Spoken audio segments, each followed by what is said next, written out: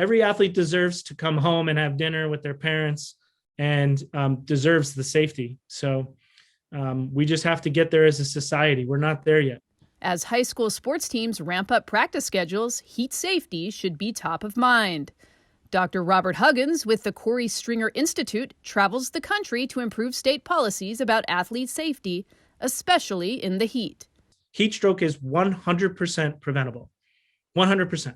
Although the NFL and the NCAA have banned 2 practices a day and have strict guidelines on the first 5 days of preseason football practices, many high schools still have 2-a-days during so-called Hell Week. But high schools still can have 2-a-days, but there's limits on the total amount of time that they can have in a day and the amount of time that the rest break is between those 2 individual practices. While several states have done away with high school 2-a-days, many others do not follow special heat-related practices. Huggins says when schools don't have medically qualified athletic trainers on staff, preventable deaths may happen. Cooling on site and someone who knows what they're doing within 30 minutes, that person will not die.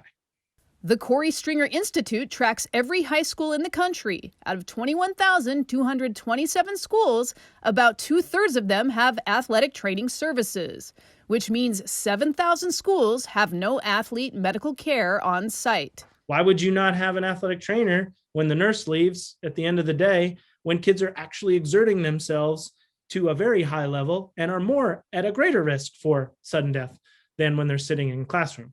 Huggins says if your kid's school doesn't have an athletic trainer, you should visit practice to see what kind of emergency plans coaches have in place. The Corey Stringer Institute has mapped every high school and whether they have athletic trainers. You can find a link on AccuWeather.com.